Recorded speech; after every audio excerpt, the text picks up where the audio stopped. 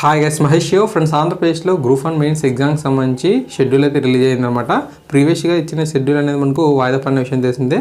మరి ఫిబ్రవరి 4 నుంచి 16 తారీఖు మధ్య జరుగుతాయని చెప్పి గతంలో షెడ్యూల్ అయితే ఉండింది.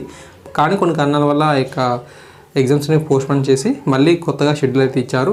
తాజాగా ఉన్న ఇన్ఫర్మేషన్ ప్రకారంగా ఏప్రిల్ 7 నుంచి ఏప్రిల్ 19 తారీఖు వరకు కూడా ఎగ్జామ్స్ అనేవి జరుగుతాయి. మరి ఏ తేదీన ఏమి జరుగుతాయి అనేది కూడా ఇన్ఫర్మేషన్ అయితే ఉంది.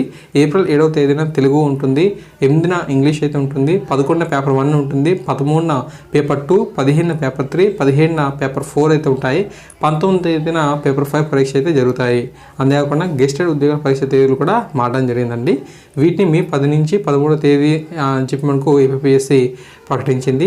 ఇంతకుముందు ప్రకటించిన షెడ్యూల్ ప్రకారంగా అయితే ఏప్రిల్ 17 నుంచి 18వ తేదీ మధ్య ఉంటాయని చెప్పి అన్నారు. తాజాగా వచ్చిన ఇన్ఫర్మేషన్ ప్రకారంగా మే 10 నుంచి 13వ తారీఖు మధ్య జరుగుతాయంట. ఓకేనా?